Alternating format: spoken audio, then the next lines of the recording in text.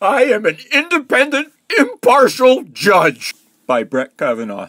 Me, 2 T's. Yes, I was emotional last Thursday. I hope everyone can understand I was there as his son, husband, and dad. I was deeply honored to stand at the White House July 9th with my wife, Ashley, and my daughters, Margaret and Liza, to accept President Trump's nomination to succeed my former boss and mentor, Justice Anthony Kennedy, on the Supreme Court.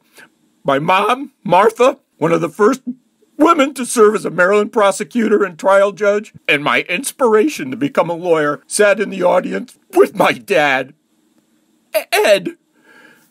That night, I told the American people who I am and what I believe. I talked about my 28-year career as a lawyer, almost all of which has been in public service.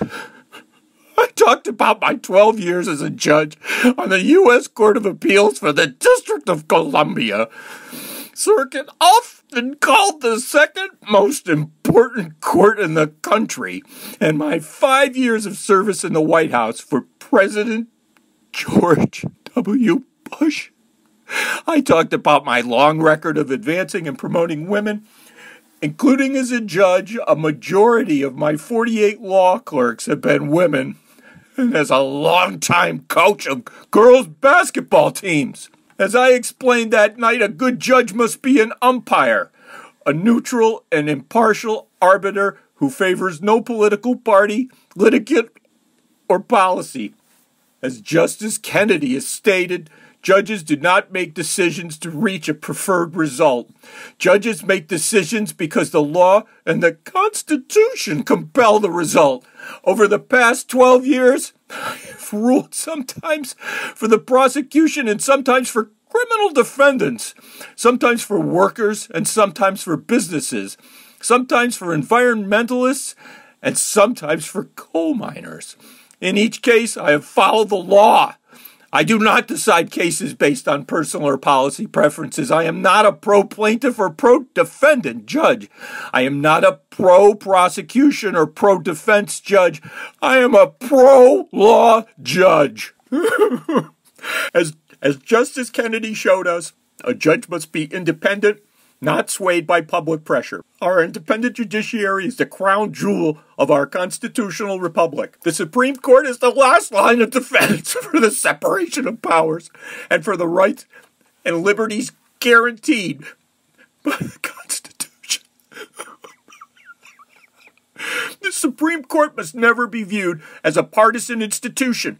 The justices do not sit on opposite sides of an aisle. They do not caucus in separate rooms.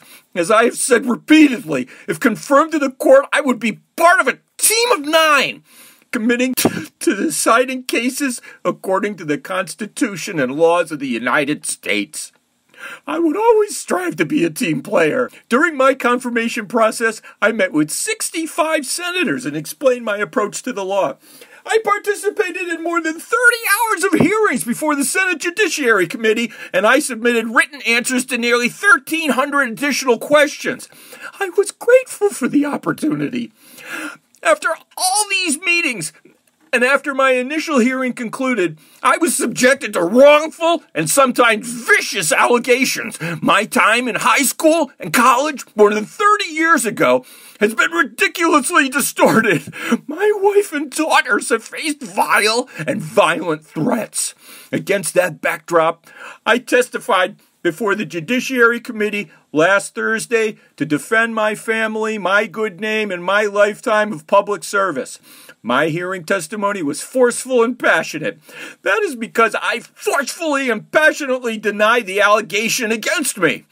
At times, my testimony, both in the opening statement and in response to questions, reflected my overwhelming frustration at being wrongly accused without corroboration of horrible conduct completely contrary to my record and character.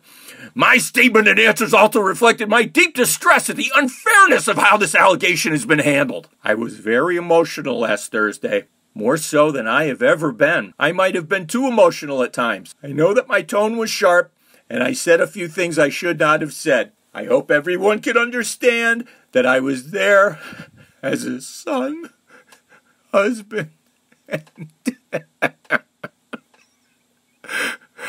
testified with 5 people foremost in my mind: my mom, my dad, my wife, and most of all, my daughter.